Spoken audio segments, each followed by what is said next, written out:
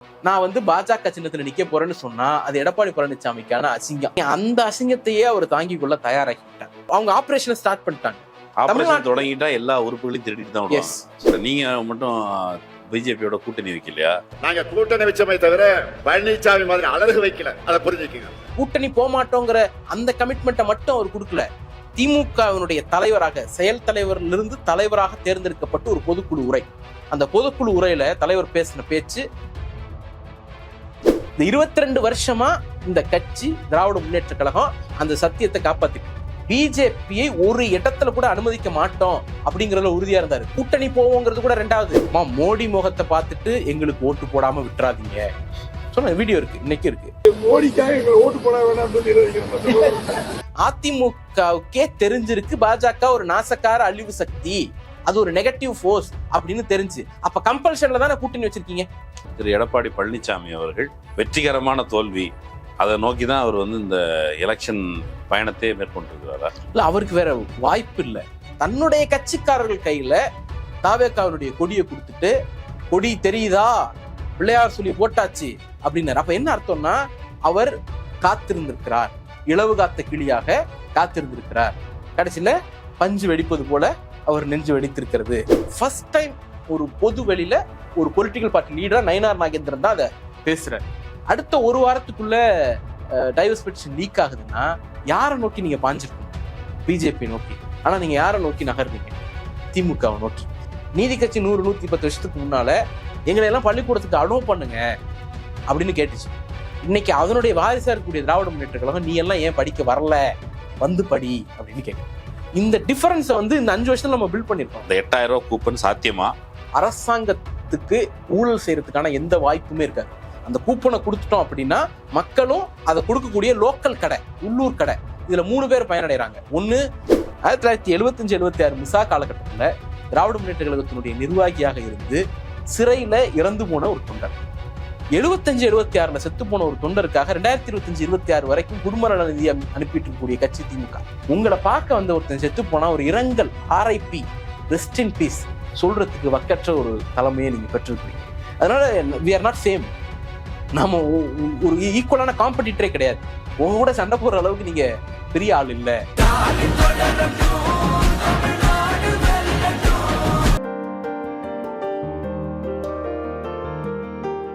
வணக்கம் நண்பர்களே, இது அரண் செய்தி. நான் மகிழ்ந்து நாம் சந்திக்க போகின்ற சிறப்பு விருந்தினர் சூர்யா கிருஷ்ணமூர்த்தி, திராவிட முன்னேற்ற கழகத்தினுடைய செய்தி தொடர்பு துறை செயலாளர். வணக்கம். கிட்டத்தட்ட பிரச்சாரம் நடந்துட்டு இருக்குது.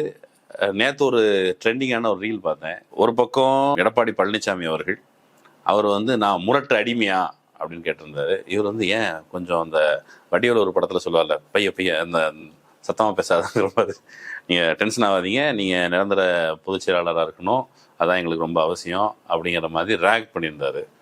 என்ன, எதனால? அது வந்து ஒரு நக்கலுக்கு சொல்லப்பட்டதா நான் பார்க்கல. அது ஒரு டீப்பான பொலிட்டிக்கல் மெசேஜ் இருக்கு.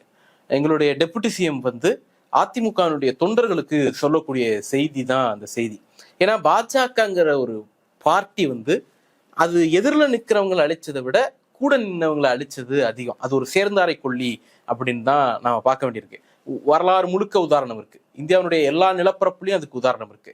கடைசி உதாரணம் பீகார், அதுக்கு முந்தைய உதாரணம் மகாராஷ்டிரா, அதுக்கு முன்னாடி வந்து நாங்க வந்து உறவாடிக்கிறோம் ஆனா வெளில எதிரெதிராக நின்னுக்கிறோம் அப்படின்னு சொன்ன நவீன் பட்நாயக் அவங்க என்ன பண்ணாங்க காஷ்மீர் வரைக்கும் பார்த்தோம். காஷ்மீர் வரைக்கும் அதனுடைய ஃபுட் பிரிண்டை நம்ம எடுக்க முடியும்.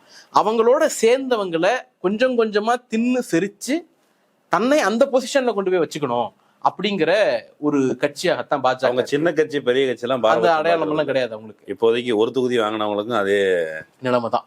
இப்ப தமிழ்நாட்டிலேயே அந்த ஸ்ட்ராட்டஜியை அவங்க பயன்படுத்திட்டாங்க. தமிழ்நாட்டினுடைய அரசியல் வரலாற்றுல சின்னம் இல்லாத கட்சிகள், அங்கீகரிக்கப்படாத கட்சிகள், அந்த மாதிரி கட்சிகளுக்கு சின்னத்தை கொண்டு போய் சேர்க்கிறது இருக்கக்கூடிய சிரமங்களின் காரணமாக தங்களுடைய கூட்டணி தலைமை என்ன கட்சியோ அந்த கட்சியினுடைய சின்னத்தில் நிற்பதுங்கிறது ஒரு தொன்று தொட்ட வழக்கம் தான், அதுல மாற்று கருத்து இல்லை.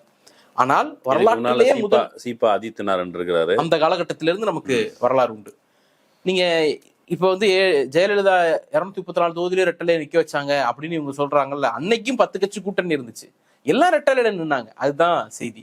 அப்ப அந்த அடிப்படையில பார்த்தோம்னா தமிழ்நாட்டினுடைய பொலிட்டிக்கல் ஹிஸ்டரியிலேயே முதல் முறையாக தாமரை சின்னத்தில் கூட்டணி கட்சிகள் நிக்குது, ஆனா கூட்டணிக்கு நான் தான் தலைமை அப்படின்னு எடப்பாடி பழனிசாமி அதிமுக கிளைம் பண்ணுது. இந்த அரசியல் முரண் இருக்குல்ல, அது தன்னுடைய அரசியல் ஆட்டத்தை பிஜேபி இங்க தொடங்கிடுச்சுன்னு அர்த்தம். சரி, தாமரையில தான் கூட்டணி கட்சி தாமரையில நிக்கிறாங்க, அதுல என்ன பிரச்சனை? கூட்டணிக்கு தலைமை அதிமுக, தமிழ்நாட்டில் வலிமையான கட்சி அதிமுக.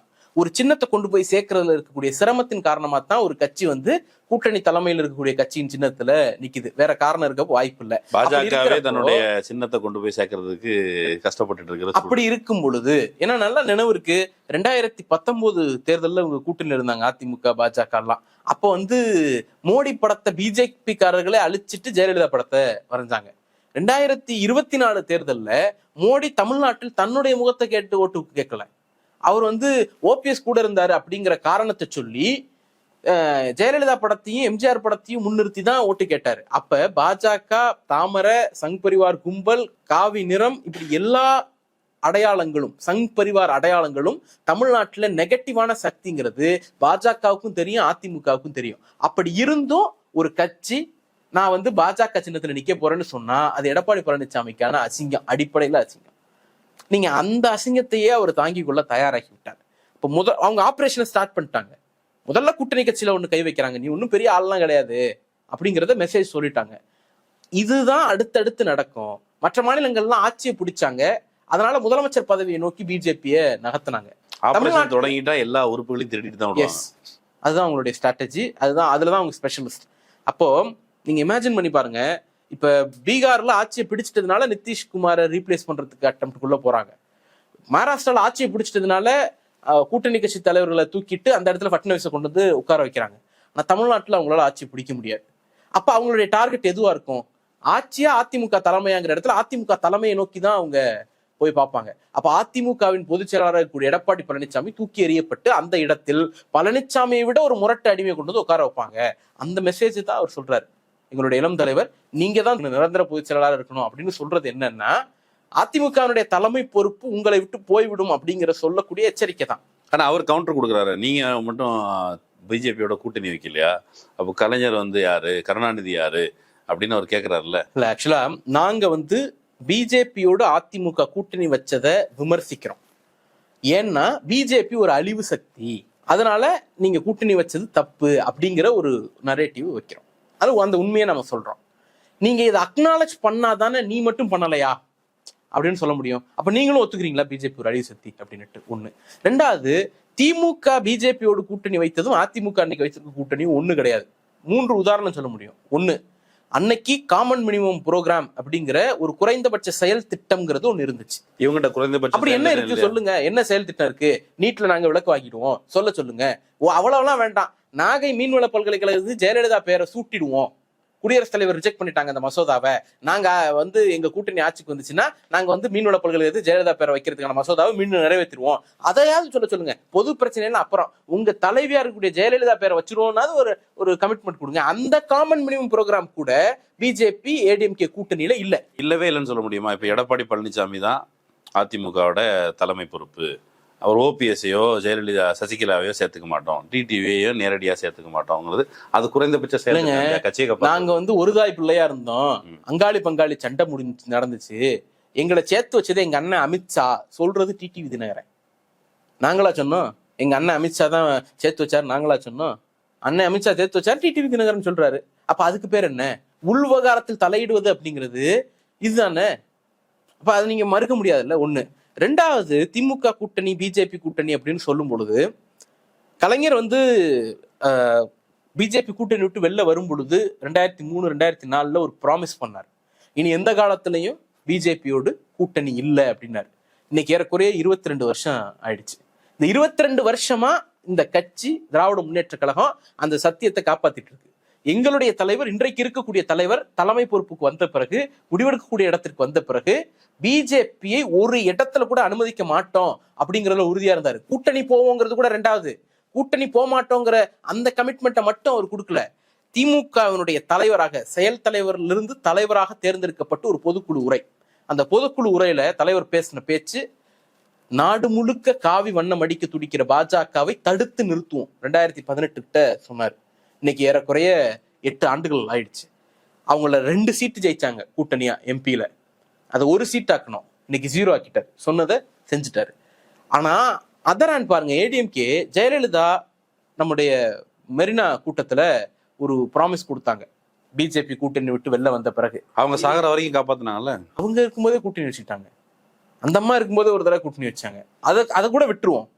அந்த அம்மா இறந்த பிறகு பாஜகவினுடைய கட்டுப்பாட்டுக்குள்ள அதிமுக போயிடுச்சா இல்லையா? அதனுடைய உள் விவகாரங்கள் வரைக்கும் யார் உள்ள இருக்கணும், யார் வெளில போகணும் அப்படிங்கிறத தீர்மானிக்கக்கூடிய இடங்களாக அந்த கை பிஜேபியோட கை, ஆடுகிற பொம்மைகளா தான் அதிமுகவினுடைய தலைமைகள் மாறிட்டாங்க.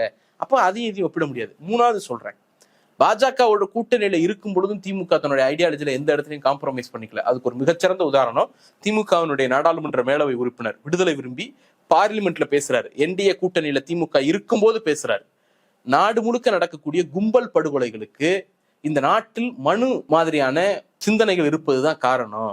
மனு தர்மத்தை அபாலிஷ் பண்ணாம இந்த நாட்டுல நீங்க சாதி ஒழிப்பு பேச முடியாது அப்படின்னுட்டு பார்லிமெண்ட்டுக்குள்ள பேசினாரு. அந்த 2 வன்முறையை ஒட்டி பேசினாரு. உத்தரப்பிரதேசத்துல ஒரு கும்பல் படுகொலை நடந்த போது, மாட்டுக்கறி வச்சிருக்காங்க அப்படின்னுட்டு அடிச்சு கொல்லப்பட்ட போது நடந்த நாடாளுமன்ற விவாதத்துல பேசணும். 2002 வன்முறை காலகட்டத்திலயுமே கூட அதை கண்டிச்சு நாடாளுமன்றத்திலேயே பதிவு செய்த கட்சி திராவிட முன்னேற்ற கழகம். அப்ப 3 விஷயம். ஒண்ணு, காமன் மினிமம் புரோகிராம்ங்கிற அடிப்படையில தான் அந்த கூட்டணி அமைஞ்சது.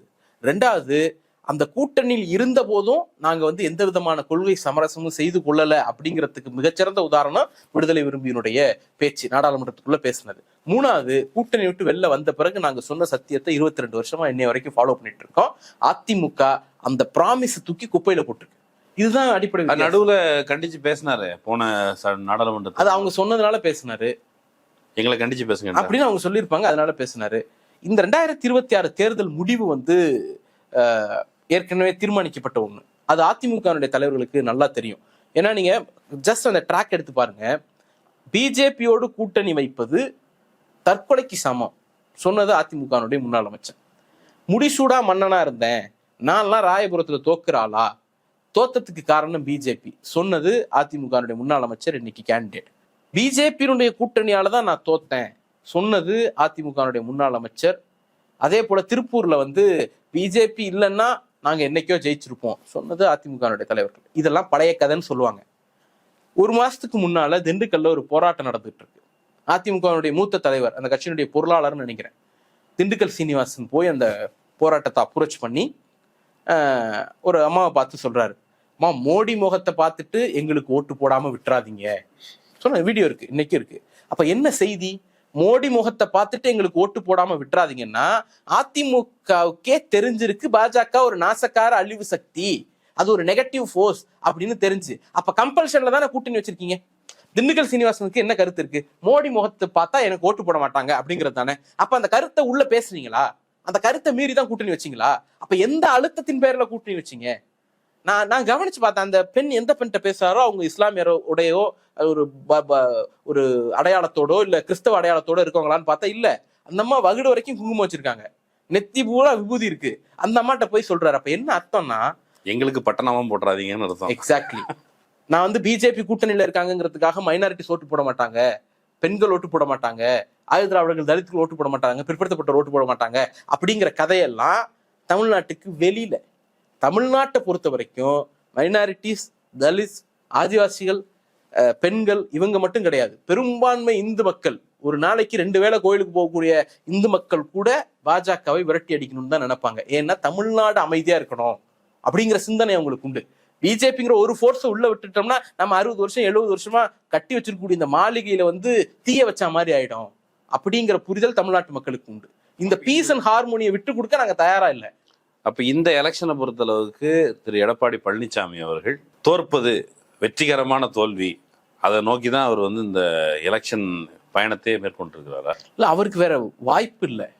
அதிமுகவினுடைய முகமாக நீங்க தமிழ்நாடு பாலிடிக்ஸ் தலைவர் கலைஞர் ஜெயலலிதான்னு இருந்த வரைக்கும் ஒரு டைனமிக்ஸ். அதுக்கு பிறகு பாருங்க, ஜெயலலிதா இறந்த போது அந்த கட்சி மிக மிக மிக வலுவான கட்சி, நாடாளுமன்றத்துல மிகப்பெரிய இடத்துல பொசிஷன்ல இருந்த கட்சி, ஏறக்குறைய 50 எம்பியோ சட்டமன்றத்துல அவங்க ஆளுங்கட்சி, தமிழ்நாடு முழுக்க எம்பிங்கிறது ராஜ்யசபா சேர்த்து. அந்த அதரன் திமுக பாத்தீங்கன்னா கலைஞருடைய இறப்பின் தருணத்தில் திமுக தன்னுடைய வரலாற்றிலேயே வலிமையற்ற ஒரு நீங்க 91 எடுக்கக்கூடாது, அது ஆக்சிடென்ட். அதை தாண்டி ஏன்னா அன்னைக்கு பார்லிமெண்ட்ல 0 லோக்சபால, ராஜ்யசபா எம்பிக்கள் எண்ணிக்கை ரொம்ப ஒற்றைப்படையில இருந்தது. அதே போல தமிழ்நாட்டுல எதிர்கட்சி. இப்படி இருந்த ஒரு பின்புலத்துலதான் கட்சி அதிகாரம் தலைமை வேற ஒரு கைகளுக்கு வருது. எடப்பாடி பழனிசாமி கைக்கு வந்த பிறகு நாடாளுமன்றத்துல 0 ஆயிட்டாரு. லோக்சபால, ராஜ்யசபால இருக்கிறதெல்லாம் குறைய ஆரம்பிச்சிடுச்சு. தமிழ்நாட்டுல எதிர்கட்சியா ஆயிட்டாங்க, ஆளுங்கட்சிங்கிற பவர் போயிடுச்சு. அவருடைய முகத்தை காட்டி ஓட்டு கேட்ட எந்த தேர்தலிலும் அதிமுக ஜெயிக்கல. திராவிட முன்னேற்ற கழகம் இன்னைக்கு நாடாளுமன்றத்துல பெரிய கட்சிகள்ல ஒன்று, 3வது 4வது பெரிய கட்சிகள்ல ஒண்ணு. தமிழ்நாட்டுல ஆளுங்கட்சி 2வது முறை ஆட்சி அமைப்புங்கிற மிகப்பெரிய கான்பிடன்ஸோட மக்கள் மத்தியில வளம் வந்துட்டு இருக்கக்கூடிய ஒரு கட்சி. உள்ளாட்சியில மிகப்பெரிய அளவுல சாதனைகள் புரிஞ்சு பெரிய நம்பர்ஸ் வச்சிருக்கக்கூடிய ஒரு கட்சியா மாறி இருக்கும். ஸோ பவர்ஃபுல்லான ஏடிஎம்கேவை, ஒரு மோஸ்ட் பவர்ஃபுல் ஏடிஎம்கேவை பவர்லெஸ்ஸா மாத்துனது எடப்பாடி பழனிசாமி. பவர்லெஸ்ஸா இருந்த திமுகவை மோஸ்ட் பவர்ஃபுல்லான பொசிஷனுக்கு தள்ளி கொண்டு வந்து நிறுத்தினது எங்களுடைய தலைவர் முத்துவேல் கருணாநிதி ஸ்டாலின். இந்த கம்பேரிசன் தான் ஒரு தலைவருடைய அரசியல் ஆளுமைக்கான சாட்சி. ஆளுமை மிக்க தலைவர் வேணுமா, அடிமை வேணுமா அப்படிங்கிற கொஸ்டின்ல தேர்தல் களம் முடிவு செய்யும். இப்போ வந்து உங்களை குறித்து வைக்கிற விமர்சனங்கள்ல நீங்க கொடுத்த வாக்குறுதிகள் எல்லாத்தையும் நிறைவேற்றல அப்படின்னு சொல்லி அதிமுக தரப்பு தொடர்ச்சியா பிரச்சாரம் பண்ணிட்டு இருக்காங்க. பாஜகவும் அங்கங்கே சொல்றாங்க. உண்மையிலேயே இந்த தேர்தல் பிரச்சாரங்கள்ல நிறைவேற்றப்படாதது அப்படின்னு இல்லவே இல்லை அப்படின்னு சொல்ல முடியுமா? எல்லாத்தையும் நிறைவேற்றிட்டீங்களா? இல்ல, அடிப்படையில நிறைவேற்றப்படாதுன்னு ஒண்ணுமே இல்லை அப்படிங்கிற இடத்துக்கு சொல்ல முடியாது. திமுகவினுடைய வாக்குறுதிகள் மீதான நம்பகத்தன்மையை தான் நான் பேசணும்னு நினைக்கிறேன். ரூபாய்க்கு படியரிசி கொடுப்போம்னு அண்ணா காலத்துல சொன்னோம், அது அன்னைக்கு நிறைவேற்ற முடியல. 2006-11 கவர்மெண்ட்ல தான் 1 கிலோ அரிசி 1 ரூபா அப்படிங்கிற திட்டத்தை கொண்டு வந்தோம். தாலுகாக்கு ஒரு மருத்துவமனைன்னு 67 நடுவில் ரேஷன் கடையை வச்சு எல்லாருக்கும் கொடுக்க தொடங்கி வச்சு அந்த இதுவா சொல்றேன், ஒரு அந்த ஒரு ஃபைனலான அந்த ஃபார்முக்கு 1 ரூபாய்க்கு டேக்ஸ் டைம் அந்த இடத்துக்கு வந்து சேர்றதுக்கு ஆச்சு. செம்பொலியாக்குவோங்கிறது பலகாலமான கோரிக்கை. அதை நிறைவேற்றுறதுக்கு 2006-11 வரைக்கும் வெயிட் பண்ண வேண்டியிருந்துச்சு. சொத்துரிமை கொடுப்போங்கிறதும் அப்படிதான். சொத்துரிமை கொடுப்போம் கிட்டத்தட்ட 50 ஆண்டுகளுக்கு முன்னாடியே திராவிட இயக்கம் பேசின ஒரு விஷயம். ஸோ ஒரு கமிட்மெண்ட்டை நாங்கள் கொடுத்தோம் அப்படின்னா என்னைக்கா இருந்தாலும் அதை நிறைவேற்றுவோங்கிறது தான் திமுகவினுடைய தேர்தல் அறிக்கைக்கான அடிப்படை. திமுக தேர்தல் அறிக்கை மீது தமிழ்நாட்டு மக்களுக்கு ஒரு மிகப்பெரிய நம்பகத்தன்மை உண்டு. அது பொருந்துமா? எல்லாத்துக்கும் பொருந்தும். ஏன் அப்படின்னா, நீங்க இந்த ஆட்சியினுடைய கடைசி காலகட்டத்துல அங்கங்க சில போராட்டங்கள் வந்தது. அந்த எல்லா போராட்டத்திலும் நீங்க ஒரு விஷயத்தை கவனிச்சிருக்கலாம். தேர்தல் அறிக்கை வாக்குறுதி எண் 302, 259, 117 இதை நிறைவேற்றுங்க அப்படின்னுட்டு. பொதுவாக இதெல்லாம் எங்க பார்ப்போம்னா, கான்ஸ்டியூஷன்ல இந்த விதியை அமல்படுத்துங்க, கான்ஸ்டியூஷன்ல இந்த விதியை பயன்படுத்துங்க அப்படின்னு சொல்றதுதான் பார்ப்போம். தமிழ்நாட்டு மக்கள் திமுகவினுடைய தேர்தல் அறிக்கையை ஒரு கான்ஸ்டியூஷனுக்கு ஈக்குவலான நம்பகத்தன்மை வாய்ந்த ஆவணமாக பார்க்கிறார்கள்ங்கிறதுக்கான சாட்சி தான் அந்த கடைசி காலகட்டத்தில் அவங்க பயன்படுத்தின ஒரு விஷயம். அது இந்த ஆட்சிக்கு முன்பு இதை 100% நிறைவேற்றிட்டோம்னு யாருமே கிளைம் பண்ணல. எல்லா இடத்துலயும் பிரச்சனைகள் இருக்கும். இப்போ உதாரணத்துக்கு நம்ம ஒப்பிட்டு தான் பார்க்கணும் யார் அதிகம் பண்ணா அப்படின்னுட்டு. திமுக 505 வாக்குறுதிகள் கொடுத்துச்சு. நீங்க எந்த ஏடிஎம்கே காரரையாவது போய் கூப்பிட்டு திமுக எத்தனை வாக்குறுதி கொடுத்துச்சுன்னு கேளுங்க, 505. தூங்கிட்டு இருக்கிற ஒரு பிஜேபி காரரை கூப்பிட்டு எழுப்பி திமுக எத்தனை வாக்குறுதி கொடுத்துச்சு, 505 சொல்லிடுவாங்க. பிஜேபி எத்தனை வாக்குறுதி கொடுத்துச்சுன்னு கேளுங்க, நல்ல சிந்தனையோடு டிபேட்ல உட்காந்துருக்க கூட சொல்ல முடியும். அதிமுக எத்தனை வாக்குறுதி கொடுத்துச்சு சொல்லுங்க. அதிமுக பொதுச் செயலர் எடப்பாடி பழனிசாமிக்கு அந்த ஞாபகம் இருக்காது. அப்ப என்னன்னா, இதுதான் அந்த தேர்தல் அறிக்கையெல்லாம் மக்கள் ஒரு பொருட்டா மதிக்கல, குப்பைக்கு தான் பாக்குறாங்க. திமுகவுடைய தேர்தல் அறிக்கைன்னா நம்பர் தெரியும், அதுல சொல்லப்பட்டது தெரியும், எல்லாம் தெரியும்னா அவ்வளவு நம்புறாங்கன்னு அடிப்படை ஒண்ணு. திமுக தேர்தல் அறிக்கையில 505 வாக்குறுதிகள் கடந்த தேர்தலில் கொடுக்கப்பட்டுச்சு. இந்த 505 வாக்குறுதிகளுடைய நிலவரம் குறித்து 3 அமைச்சர்கள் பொது வெளியில பத்திரிகையாளரை சந்திச்சு பவர் பாயிண்ட் பிரசன்டேஷன் போட்டு துறை ரீதியா இந்தந்த அறிவிப்புகள் கொடுத்தோம், இந்தந்த எடுத்துக்கிட்டோம், இதெல்லாம் செயல்படுத்த முடியல அப்படின்னு ஒரு பட்டியல் கொடுத்தாங்க. 505 அறிவிப்புல 404 அறிவிப்புகள் செயல்பாட்டுக்கு வந்துருச்சு. அதுல ஒன்றிய அரசினுடைய அனுமதி இல்லாம ஒரு 37 அறிவிப்புகள் கிடப்புல இருக்கு. அது ஒரு பெஸ்ட் எக்ஸாம்பிள் நீட்டுங்கிறத ஒண்ணா இருக்கும். அதே போல திருக்குறளை தேசிய நூலாக்குவோம், அதுக்கு நடவடிக்கை எடுப்போம் அப்படிங்கிறது ஒரு வாக்குறுதி. நம்ம ஒரு வாக்குறுதி கொடுக்குறோம். ஒன்றிய அரசின் அதிகாரம் அதை தமிழ்நாட்டில் செயல்படுத்த தடுப்பதாக இருக்கிறது என்பதை சாதாரண வெகுஜனம் புரிந்து கொள்ளுமா? கண்டிப்பா புரிஞ்சுப்பாங்க. ஏன்னா தமிழ்நாட்டினுடைய முச்சந்திலையும் நாச்சந்திலையும் நின்றுகிட்டு மாநில சுயாட்சி பத்தி பேசின இயக்கம் திராவிட இயக்கம், மாநில சுயாட்சி பத்தி பேசின கட்சி திராவிட முன்னேற்ற கழகம். நீங்க தேசியம் பத்தி பேசுகிற போது நம்ம ஏற்கனவே பேசியிருக்கோம், அண்ணா குறித்து பேசியிருக்கோம். தேசியத்தை நீங்க எங்க நேஷனலிசம் நேஷனாலிட்டி இதை எங்க டிஸ்கஸ் பண்ணுவீங்க? பார்லிமெண்ட்ல டிஸ்கஸ் பண்ணலாம், ஒரு யூனிவர்சிட்டியில உட்காந்து டிஸ்கஸ் பண்ணலாம். அவர் கொத்தவாச்சாவடி மார்க்கெட்ல நின்றுட்டு நெட்டையா இருக்கவங்களாம் ஒரு பக்கம் நில்லு, குட்டையா இருக்கவங்களாம் ஒரு பக்கம் நில்லு, நெட்டையா இருப்பவர்கள்லாம் சேர்ந்து ஒரு தேசியத்தை உருவாக்குனா அது நெட்டையர்களின் தேசியம், குட்டையா இருப்பவர்கள்லாம் சேர்ந்து ஒரு தேசியத்தை உருவாக்குனா அது குட்டையர்களின் தேசியம். அப்போ வந்து ஒரு பொது பண்பின் அடிப்படையில் மக்கள் கூடி வாழ்ந்தால் அதுதான் தேசியம் அப்படிங்கிற ஒரு அடையாளத்தை வந்து சாதாரணமா, இது யாருக்கு புரியாது? அந்த மாதிரி பேசுன இயக்கம் திராவிட முன்னேற்ற கழகம். அதனால இந்த அதிகார பிரச்சனையினால் வரக்கூடிய சிக்கல்களை வந்து தமிழ்நாட்டு மக்கள் நன்றாகவே புரிந்து வைத்திருக்கிறார்கள். அப்படி புரிந்து வைத்த காரணத்தினாலதான் 2021 சொன்ன நிறைவேற்றாத சூழல் சில வாக்குறுதிகளை 2024 மீண்டும் வாக்களிச்சாங்க. 2026 தேர்தலுக்கான வாக்குறுதியில் இந்த நீட் தொடர்பான விஷயங்கள்ல நம்ம வந்து திரும்ப அதுக்கு மெனக்கிடுவோம் அப்படின்னு இருக்குதா? இல்ல, அதாவதுங்க ரொம்ப தெளிவான ஒரு விஷயத்துக்கு வந்துருவோம். எந்தெந்த அதிகாரம்லாம் ஒன்றிய அரசாங்கம் இருக்கோ அது எல்லாத்தையும் அந்த லாங்குவேஜே கரெக்டா இருக்கும். வலியுறுத்துவோம், போராடி பெறுவோம், கேட்டு பெறுவோம், அதுக்கான முயற்சிகள் மேற்கொள்ளப்படும், அந்த அடிப்படையில தான் இருக்கும். நம்ம வரம்புக்குட்பட்டதுதான். நீங்க திருக்குறளை தேசிய நூலாக்க முயற்சிகள் மேற்கொள்ளப்படும், நடவடிக்கை எடுக்கப்படும் அப்படின்னு தான் அந்த அறிக்கையில இருந்துச்சு. நம்ம வந்து கடிதம் எழுதணும், நாடாளுமன்றத்துல வலியுறுத்தணும், அவங்க அதை ஒத்துக்கல. அப்ப அதுதான் அந்த 37 வருது. அப்போ ஒரு சம்ம பண்ணோம்னா மொத்த வாக்குறுதிகள் 505, அதுல பரிசீலனைக்கு எடுத்துக்கிட்டது 404. 37 வாக்குறுதிகள் வந்து ஒன்றிய அரசாங்கத்தினுடைய நிதியின்மை அல்லது அவங்களுடைய ஒப்புதலின்மை அதன் காரணமா நிறைவேற்ற முடியல. சில ஒரு 64 வாக்குறுதிகள் வந்து நிதிநிலை காரணமாகவும் உள்ளூர் மக்களுடைய எதிர்ப்பு சில இடங்கள்ல இருக்கலாம். அந்த மாதிரியான சூழல் காரணமாக நிறைவேற்ற முடியாத ஒரு விஷயம். இது வந்து திமுகவுடைய தேர்தல் அறிக்கை. அப்படியே ஏடிஎம்கேக்கு போனோம்னா 2011ஆம் ஆண்டு அதிமுக 186 வாக்குறுதிகள் கொடுக்குது. 2016ஆம் ஆண்டு 321 வாக்குறுதிகள் கொடுக்குது. அப்ப 2011லயும் 2016லயும் அவங்க கொடுத்த மொத்த வாக்குறுதிகள் 507. இந்த 507 வாக்குறுதியில அவங்க மொத்தமா நிறைவேற்றினது வெறும் 269 வாக்குறுதிகள் தான். இப்ப நீங்க கன்சிடர் பண்ணி பாத்தீங்கன்னா less than 50%. ஜியோ போட்டதே சொல்றேன், இது இம்ப்ளிமெண்டேஷன் ஆனது வேற கதை, அதுல பாதி தான் இம்ப்ளிமெண்டேஷன் ஆயிருக்கும். ஆனா திமுக 505 கொடுத்தது 404 நிறைவேற்றிருக்கு அப்படிங்கிற நம்பர்ஸ் எங்களால சொல்ல முடியும். இதுதான் அடிப்படையான வித்தியாசம். மக்கள் அதை பார்த்து புரிஞ்சுப்பாங்க நம்புறேன். நான் இன்னொரு பக்கத்துக்கு வரேன். இளைஞர்கள், பெண்கள், இவங்க மத்தியில வந்து இந்த குறிப்பிட்ட வாக்குகள் வந்து இந்த எலெக்ஷனை பொறுத்தவரை தீர்மானகரமான வாக்குகள். புதிய வாக்காளர்கள், அப்புறம் இளைஞர்கள், அப்புறம் பெண்கள், இவங்க தான் இந்த எலெக்ஷனை தீர்மானிக்க போறாங்கன்னு வெளியில பேசப்படுது. அப்படி இருக்கும் பொழுது நீங்க திமுக கூட்டணியினர், திமுக நம்பிக்கையோடு இருக்குதா இந்த செக்ஷனுடைய வாக்குகள் திமுக கூட்டணிக்கு அதிகம் வருமா? சர்வ நிச்சயமா வரும். ஏன் அப்படின்னா தமிழ்நாடு வந்து ஒரு வகையில பொலிட்டிக்கலி மெச்சூர்டான ஒரு ஸ்டேட். இங்க நீங்க வந்து கோயில் கட்டினேன்னு சொல்லி வாக்கு வாங்க முடியாது. இங்க வந்து எதையுமே பண்ணாம நான் வந்து ஓட்டு போடுவேன் அப்படின்னு சொல்ல முடியாது. எனக்கு போன தேர்தலில் வந்து நான் 1000 விளக்கு தொகுதியில களப்பணியாற்றேன். நீங்க அந்த தொகுதியை எடுத்து பாருங்க. ஒரு பக்கம் டாக்டர் எழிலன், இன்னொரு பக்கம் குஷ்பு மேல தமிழ்நாட்டு மக்கள் எவ்வளவு கிரேசியா இருந்தாங்க, எவ்வளவு ஒரு அவங்களுக்கு ரசிகர்களாகவும் ரசிகைகளாகவும் எவ்வளவு பேர் இருந்தாங்க. அவங்களுக்கே கோயில் கட்டினாங்க. ஸோ அந்த மாதிரி ஒரு பாப்புலரான ஃபேஸ், அவங்க பொலிட்டிக்கலாவும் அவங்க ஒரு பாப்புலரான ஃபேஸ். அப்படி இருக்கக்கூடிய சூழல்ல ஆப்போசிட்ல ஒரு மிடில் கிளாஸ் டாக்டர், அப்படி இருக்கக்கூடிய சர்வீஸ் பண்ணிட்டு இருக்கக்கூடியவர், ஒரு சோசியல் சர்வீஸ் பண்ணிட்டு இருக்கக்கூடியவர்.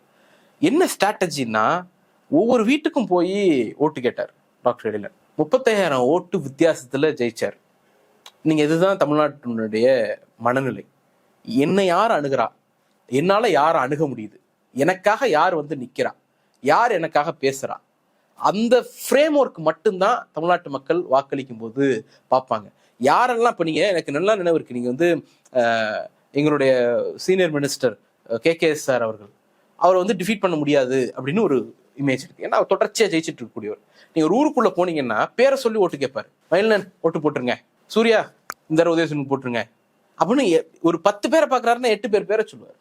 இந்த மாதிரி கிரவுண்ட்ல யார் நிக்கிறா அப்படிங்கிற ஒரு முக்கியமான விஷயம் இருக்கு. இது எல்லாத்தையும் தாண்டி நீங்க சொல்றீங்கல்ல அந்த செக்ஷன், ஒரு நீங்க யாரை சொல்றீங்கன்னு புரியுது, இளைஞர்களை, முதல் முறை வாக்காளர்களை அப்படிங்கிறீங்க. அவங்களையும் ஒரு அரசியல் புரிதலற்றவர்கள் இருப்பாங்க, ஒரு 20% இருப்பாங்க, எல்லா செக்ஷன்லயும் இருப்பாங்க. அவங்க ஓட்டு மட்டும்தான் இந்த மாதிரி ஏதாவது ஒரு இமேஜ் டிராபிக்ல போய் மாட்டுமே தவிர பாக்கி பெரும்பான்மையாக இருக்கக்கூடிய பொலிட்டிக்கலி மெச்சூர்டு கிரௌட் வந்து எண்ணிக்கையில இருக்கக்கூடியவங்க திமுகவினுடைய ஆட்சியினுடைய பெர்ஃபார்மன்ஸை அசஸ் பண்ணி பார்த்து தான் ஓட்டு போடுவாங்க. அதுக்கு பெஸ்ட் எக்ஸாம்பிள் நீங்க இமேஜின் பண்ணி பாருங்க. 2021ஆம் ஆண்டு அரசாங்க பள்ளிக்கூடத்துல படிச்சுட்டு கல்லூரிக்கு போன உயர்கல்விக்கு போன மாணவர்களுடைய எண்ணிக்கை. அந்த கணக்கு எடுத்தீங்கன்னா 45%. 65 பேர் டிராப் அவுட், உயர்கல்விக்கு போல, 12ஆம் வகுப்போட வெளில வந்துட்டான். ஆனா இன்னைக்கு திமுக அரசு வெறும் 5 ஆண்டுகள்ல அந்த நம்பரை 75 மாத்திருக்கோம். அப்ப 100 பேர் கவர்மெண்ட் ஸ்கூல்ல படிச்சாங்கன்னா உயர்கல்விக்கு அதிமுக ஆட்சியில 45 பேர் தான் போனாங்க. இன்னைக்கு திமுக ஆட்சியில 75 பேர் போறாங்க. 75 பேர் உயர்கல்விக்கு போயிருந்தாங்க. இப்ப இந்த குழந்தைகளுக்கு அதிமுக ஆட்சியில திறமை இல்லாம இருந்துச்சா? வாய்ப்பு இல்ல. திமுக ஆட்சியில அந்த வாய்ப்பை கிரியேட் பண்ணி கொடுத்துருக்கோம். தமிழ் புதல்வன் ஒரு திட்டம், நான் முதல்வன் ஒரு திட்டம், அதே போல புதுமை பெண் ஒரு திட்டம். இந்த 3 திட்டம் அப்படியே டிராஸ்டிக்கா மாத்துது, எல்லாத்தையும் தூக்கி போடுது. உயர்வுக்கு படின்னு ஒரு ஸ்கீம் இந்த கவர்மெண்ட் லான்ச் பண்ணிருக்கு. இந்த உயர்வுக்கு படினா என்னன்னா 12ஆம் வகுப்பு படிச்சு முடிச்சுட்டு அவங்களை ட்ராக் பண்றோம். எந்த பசங்கள்லாம் காலேஜுக்கு போகல, உயர்கல்வியில போய் ஜாயின் பண்ணல, அது ஒரு பாலிடெக்னிக்கா இருக்கலாம், எனிதிங், அல்லது ஒரு ஆர்ட்ஸ் அண்ட் சயின்ஸா இருக்கலாம், இன்ஜினியரிங், உயர்கல்விக்குள்ள போகாத மாணவர்களுடைய லிஸ்ட தனியா எடுத்து கவர்மெண்ட் இஸ் கிவிங் கவுன்சிலிங். நீ ஏன் காலேஜுக்கு போகல அப்படின்னு கேக்குது. நான் இமேஜின் பண்ணி பாக்குறேன், இந்த கட்சியினுடைய மூலம் நீதி கட்சி 100-110 வருஷத்துக்கு முன்னால எங்களை எல்லாம் பள்ளிக்கூடத்துக்கு அலோவ் பண்ணுங்க அப்படின்னு கேட்டுச்சு. இன்னைக்கு அதனுடைய வாரிசா இருக்கக்கூடிய திராவிட முன்னேற்ற கழகம் நீ எல்லாம் ஏன் படிக்க வரல, வந்து படி அப்படின்னு கேக்குது. இந்த டிஃபரன்ஸை இந்த 5 வருஷத்துல நம்ம பில்ட் பண்ணிருக்கோம். 8000 ரூபாய் கூப்பன் பெண்களுக்கு நீங்க இஷ்டத்துக்கு உங்க பொருட்கள், விருப்பமான பொருட்கள் வாங்கிக்காங்க அப்படின்னு முதலமைச்சர் அறிவிச்சிருக்கிறாரு. அது காப்பி பண்ணது அது இதுன்னு நிறைய விமர்சனங்கள் வருது. இந்த 8000 ரூபாய் கூப்பன் சாத்தியமா? இல்ல, சர்வ நிச்சயமா சாத்தியம். ஏன் சாத்தியம் அப்படின்னா, 8000 ரூபாய் பொருள்ங்கிறது ஒரு பெரிய நம்பர்ஸ் இல்லை, அது பெரிய பட்ஜெட் இல்லை. ஏன்னா திமுக இப்பவே ஒரு கோடைக்கால சிறப்பு தொகுப்பு 2000 ரூபா 3000 ரூபா மகளிர் உரிமை தொகை, அதுக்கு முன்னாடி பொங்கலுக்கு 3000 ரூபா, அதோட சேர்த்து மகளிர் உரிமை தொகை 1000 ரூபா அப்படின்னுட்டு ஜனவரி பிப்ரவரியில மட்டுமே ஏறக்குறைய 9000 ரூபா மக்களுக்கு டிரான்ஸ்ஃபர் பண்ணியிருக்காங்க. அந்த அடிப்படையில் பார்த்தோம்னா 8000 ரூபா கூப்பன் அப்படிங்கிறது சாத்தியம், அதுல எந்த மாற்று கருத்தும் இல்லை. ஒண்ணு. ரெண்டாவது, கூப்பனா கொடுக்கறது எதுக்காக? ஃப்ரிட்ஜ் கொடுப்போம்னு அதிமுக சொல்றாங்க. நீங்க தமிழ்நாட்டுல கடைசியா எடுத்த சர்வே படி நகர்ப்புறங்கள்ல 75% மேலேயும், கிராமப்புறங்கள்ல 50% 65% வரைக்கும் ஃப்ரிட்ஜ் இருக்கு ஏற்கனவே. அப்படி இருக்கக்கூடிய பின்புலத்துல அது தேவையற்றதா கூட மாறலாம், எக்ஸ்ட்ரா பர்டனா கூட மாறலாம். ஆனா திமுக கொடுக்கக்கூடிய இந்த கூப்பன்ங்கிறது நீங்க கிளைம் பண்ணிக்கலாம். அவங்க ஒரு 4-5 பொருள் சொல்றாங்க. அந்த 4-5 பொருள்ல ஒரு எல்இடி டிவியா இருக்கலாம், வாஷிங் மிஷினா இருக்கலாம், ஃப்ரிட்ஜா இருக்கலாம், வீட்டு உபயோகத்திற்கான ஏதோ ஒரு பொருளா இருக்கலாம். இந்த பொருட்களை எல்லாம் நீங்க ஒண்ணு புதுசா வாங்கிக்கலாம், இல்ல இருக்கக்கூடிய பொருளை மாற்றும் பொழுது இந்த கூப்பனை பயன்படுத்திக்கலாம். அவங்களுக்கு என்ன தேவையோ அந்த அந்த சுதந்திரத்தை கன்சியூமருக்கு கொடுக்கறது, பொதுமக்களிடம் அந்த வாய்ப்பையும் எனக்கு என்ன தேவைங்கிறத நான் டிசைட் பண்ணிப்பேன் அப்படிங்கிற அந்த சுதந்திரத்தை பொதுமக்களுக்கு கொடுக்குறோம். ஒண்ணு, வழக்கமா அந்த டிவி, அந்த ஃபேனு, மிக்சி, அதுல இருந்து ஒரு படி மேல. ஏன்னா அந்த பொருட்கள்லாம் அந்த காலகட்டங்கள்ல வீட்டினுடைய இருப்புங்கிறது 10% 20% இருந்துச்சு. அதனால எல்லாருக்கும் போய் சேரணும். ஒரு பினான்சியலா நம்ம கொஞ்சம் மேல வந்திருக்கோம். அப்படிங்கிற சூழல்ல மக்களுக்கு கொடுக்கக்கூடிய இந்த பொருட்கள் அவங்களுடைய சாய்ஸா இருக்கணும். நான் தீர்மானிச்சுப்பேன் காலச்சூழலுக்கு எக்ஸாக்ட்லி எந்த பொருளையும் என் மேல திணிக்காத, நான் தீர்மானிச்சுப்பேன் அப்படின்னு நினைக்கக்கூடிய ஒரு வாக்காளருக்கான சிறந்த வாக்குறுதி தான் இந்த 8000 ரூபா கூப்பன் அப்படிங்கிறது. இதுல நீங்க ஃப்ரிட்ஜ் கொடுக்குறீங்கன்னா ஒரு பெரு நிறுவனத்திட்ட மொத்தமா கான்ட்ராக்ட் போட போறீங்க. அந்த நிறுவனம் பலனடைய போது அதுல இருந்து நீங்க கமிஷன் எடுத்துக்க போறீங்க, கொண்டு போய் பொருளை மக்கள்கிட்ட கொடுக்க போறீங்க. ஆனா இன்னைக்கு கொடுக்கக்கூடிய கூப்பன் அப்படிங்கிறது அரசாங்கத்துக்கு ஊழல் செய்யறதுக்கான எந்த வாய்ப்புமே இருக்காது. அந்த கூப்பனை கொடுத்துட்டோம் அப்படின்னா மக்களும் அதை கொடுக்கக்கூடிய லோக்கல் கடை, உள்ளூர் கடை, இதுல 3 பேர் பயனடைறாங்க. ஒண்ணு, இந்த திட்டத்துல இருக்கக்கூடிய டிரான்ஸ்பரன்சி, ஊழலுக்கு வாய்ப்பே இல்லைங்கிறது ஒண்ணு. ரெண்டாவது, அந்த மக்கள் தனக்கு என்ன தேவையோ அதை வாங்கிக்கிறாங்க. மூணாவது, உள்ளூர் கடைகள், சின்ன சின்ன வணிகர்கள், அவங்க இதன் மூலமா பயனடைறாங்க. இந்த 3 செக்டாரையும் இணைக்கக்கூடிய புள்ளியா தான் ஒரு பெரிய சுழற்சி நடக்க போகுது. கடன் இருக்குல்ல, நீங்க இப்படியே காசை ஏத்திட்டே போய் கடன் ஒவ்வொரு நபர், இப்ப சமீபத்தில் கூட ஒரு கட்சிக்காரர் ஒரு தெருவில் உட்கார்ந்துருக்க ஒரு பாட்டிகிட்ட போயிட்டு உங்க மேல எவ்வளவு கடன் இருக்குன்னு தெரியுமா, இலவசம் வேணுமா, நாங்க தரமாட்டோம் அப்படின்னு பிரச்சாரம் பண்ணாங்க. நீங்க இப்ப கடனை ஏத்திட்டு இருக்கீங்களா ஒரு பாட்டி மேல? இல்ல, ஆக்சுவலா கடனை பொறுத்த வரைக்கும் இந்த நாட்டில் எந்த ஒரு மாநில அரசாங்கமும் ஒரே ஒரு பைசா கூட ஒன்றிய அரசாங்கத்தினுடைய அனுமதி இல்லாமல் கடன் வாங்க முடியாது. அதுதான் சட்டம், கான்ஸ்டிடியூஷன் அப்படிதான் சொல்லுது. தமிழ்நாடுன்னு இல்லை, மோடி ஆளக்கூடிய குஜராத்தா இருந்தாலும் சரி, உத்தரப்பிரதேசா இருந்தாலும் சரி, மத்திய பிரதேச, எந்த மாநிலமாக இருந்தாலும் ஒரு பைசா கடன் வாங்கணும்னாலும் அம்மையார் நிர்மலா சீதாராமனுடைய இசைவு இல்லாமல் வாங்க முடியாது. லெஜிட்டிமேட்டா ஜிடிபிக்கு ஒரு உட்பட்ட. அப்ப அவங்க எப்படி கடன் கொடுப்பாங்க? சில ஃபேக்டர் பார்ப்பாங்க. ஆர்பிஐனுடைய புள்ளி விவரங்கள் அடிப்படையில இந்த மாநிலம் கடனுக்கான தகுதியோடு இருக்கா பார்ப்பாங்க. திருப்பி இருக்கு, செலுத்த முடியுமா? தமிழ்நாடு இருக்கு. திருப்பி செலுத்தக்கூடிய வாய்ப்பு இருக்கா? தமிழ்நாட்டுக்கு திருப்பி செலுத்தக்கூடிய வாய்ப்பு இருக்கு. மூணாவது, டெட் டு ஜிடிபி ரேஷியோ கரெக்டா இருக்கா அப்படின்னு பார்ப்பாங்க. தமிழ்நாட்டுல நிர்ணயிக்கப்பட்ட அளவை விட குறைவான கடன் தான் இருக்கு. நாலாவது, எஃப்ஆர்பிஎம் ஆக்ட், அந்த FRBM fiscal responsibility and budget management act படி இவங்க அந்த கடன் வாங்கும் வரம்புக்குள்ள இருக்கிறாங்களா அப்படின்னு பார்ப்பாங்க. அந்த வரம்புக்குள்ளேயும் தமிழ்நாடு இருக்கு. இப்ப இந்த 4 முக்கியமான கேட்டகரி. அஞ்சாவதா ஃபினான்ஸ் கமிஷனுடைய பரிந்துரை அடிப்படையில் உங்களுக்கு கடன் கொடுக்கலாமா இல்லையா? இது எல்லாமே ஒரு மாநிலத்தினுடைய இண்டிவிஜுவல் பொருளாதார வலிமையை வச்சுதான் கடனை தீர்மானிக்கும். அப்ப தமிழ்நாடு பொருளாதாரமா வலிமையா இருக்கு, அதனால கடன் வாங்கக்கூடிய எலிஜிபிலிட்டி இருக்கு, கடன் வாங்குது. இல்ல பொதுவா ஒரு குடும்பத்துக்கு நம்ம பார்ப்போம். இப்போ என் வீட்டுல வந்து ஒரு மாசத்துக்கு வருமானம் 1 லட்சம் ரூபா அப்படின்னு வச்சுப்போம். பக்கத்து வீட்டுல ஒரு மாசத்துக்கு வருமானம் 3 லட்சம் ரூபா. 2 பேருமே 10 லட்சம் ரூபா கடன் வாங்கினா யாருடைய கடன் பெருசு? அப்ப எவ்வளவு சம்பாதிக்கிறோமோ அதுக்கேத்த மாதிரிதான் கடன் பெருசா சிறுசான்னு தெரியும். தமிழ்நாடு 17 லட்சம் கோடி ரூபாயில இருந்த பொருளாதாரத்தை இன்னைக்கு 34 லட்சம் கோடி ரூபாய் உயர்த்திருக்கோம். தனிநபர் வருமானத்தை வந்து 3 மடங்கு உயர்த்திருக்கோம். வெளிநாட்டு முதலீடுகளை 3 மடங்கு உயர்த்திருக்கோம்.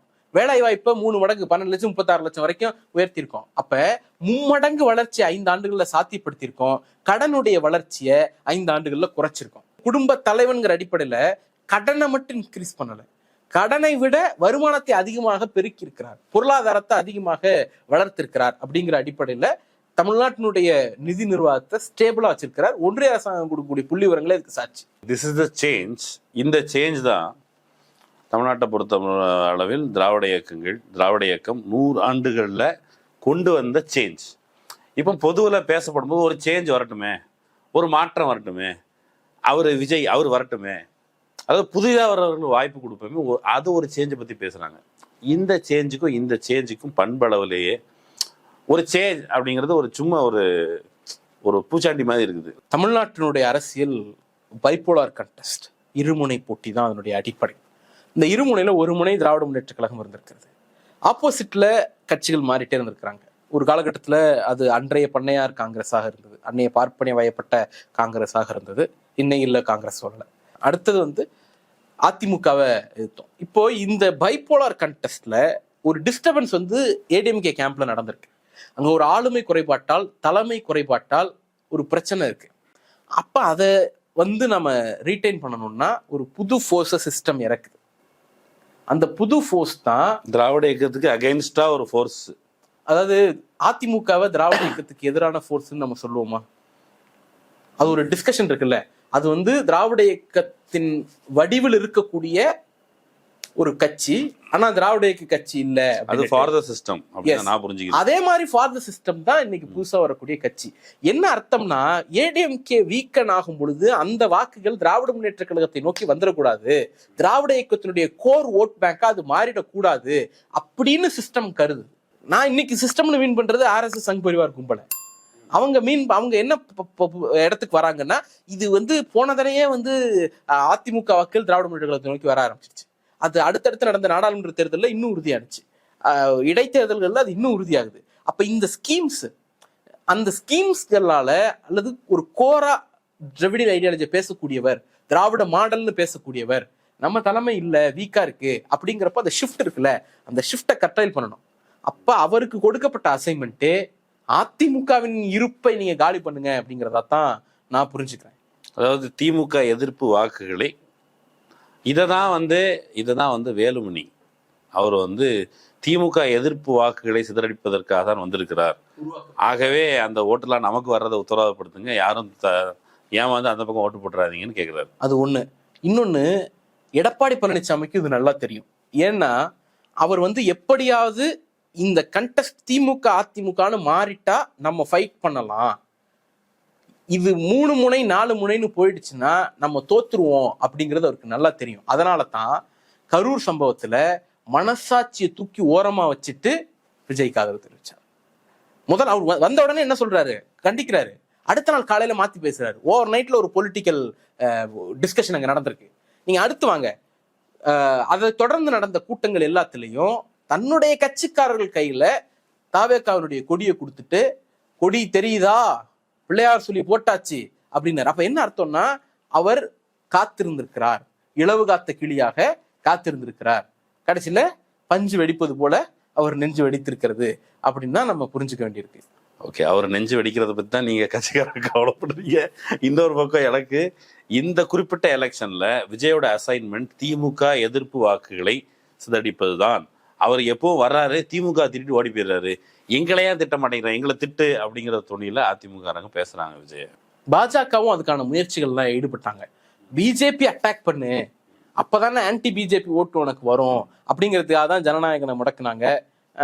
அப்படிங்கிறதுக்காக தான் வந்து சிபிஐல வந்து அவரை தொடர்ச்சியா கூப்பிட்டு நெருக்கடி கொடுத்தாங்க. இந்த பேக்ரவுண்ட்ல இருந்து பார்த்தோம்னா நீங்க எங்களை திட்டுங்கிறது தானே மெசேஜ். ஆனா என்ன பிரச்சனைனா அவருக்கு பான்னா நாக்கு சுலுக்கிக்கும், பாஜகன்னு வாயில வராது, அது கொஞ்சம் நாக்கு சுலுக்கிடும்.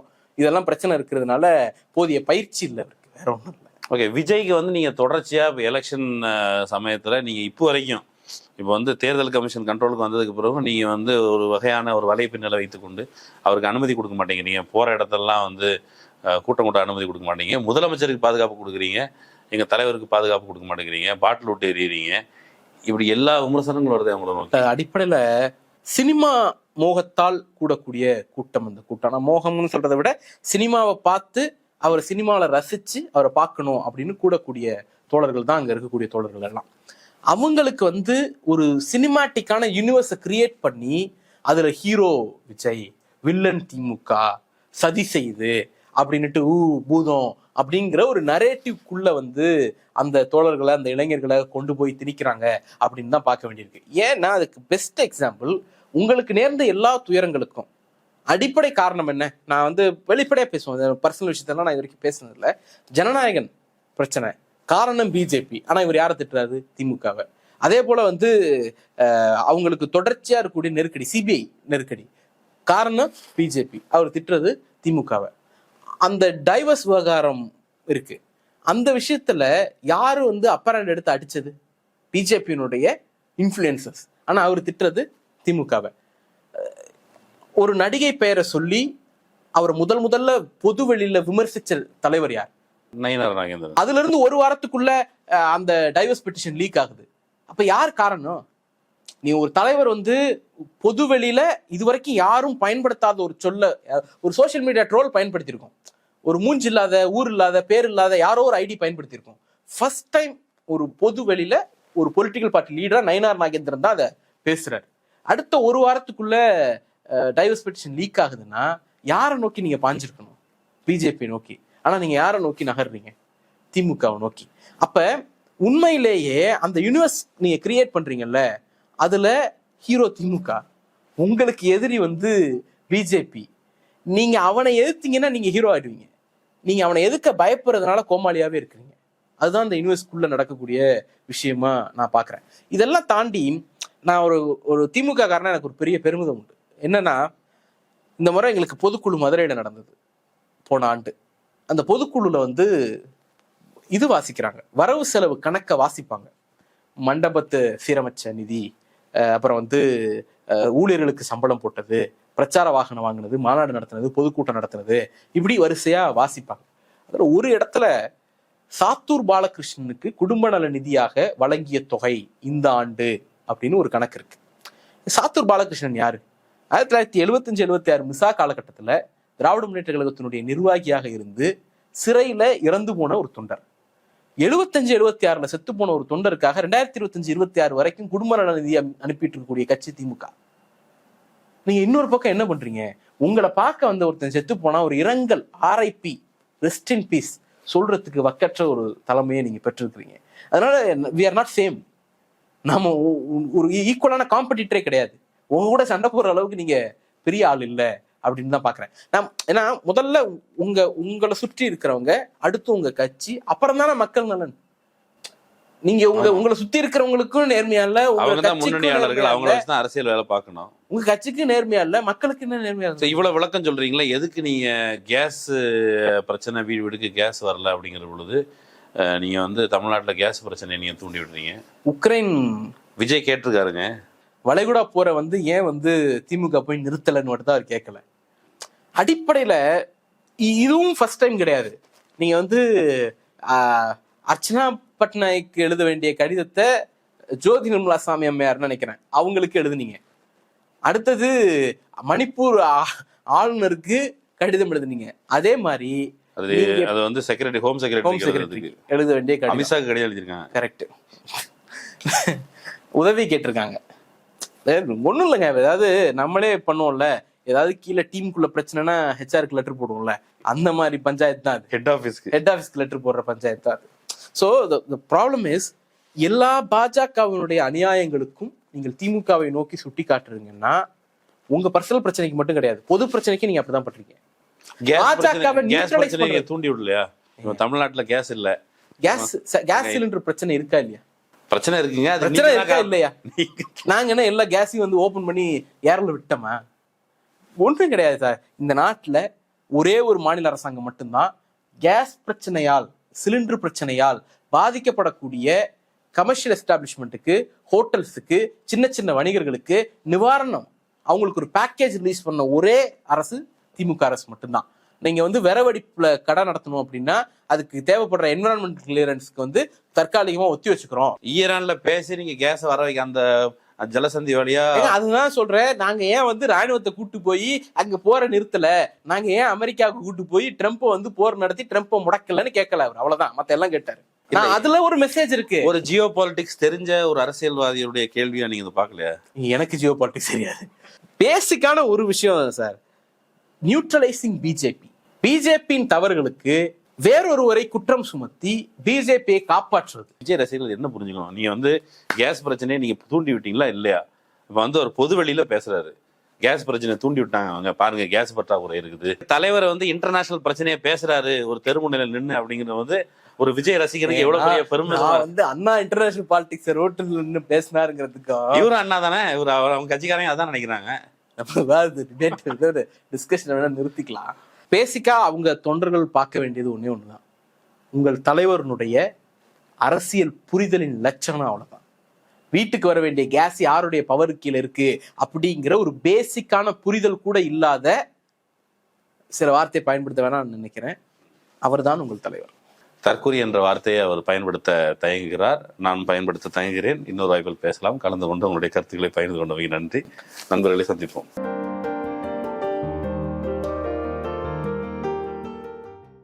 அரண்சை நண்பர்களுக்கு வணக்கம். அரண்சை ஊடகம் சுயேட்சையாக இயங்குவதற்காகவே உருவாக்கப்பட்டது. நாம் செய்கிற வேலை உண்மையிலேயே மக்களுக்காக செய்கிறோம் என்பதை நீங்கள் நம்பினால், வாய்ப்பு இருந்தால் இந்த ரேசர் பே QR கோடுக்குள்ளே நீங்கள் வந்து அதை ஸ்கேன் பண்ணி எங்களுக்கு உங்களால் இயன்றதை, விருப்பம் இருந்தால் ஆதரவு தெரிவிக்கலாம்.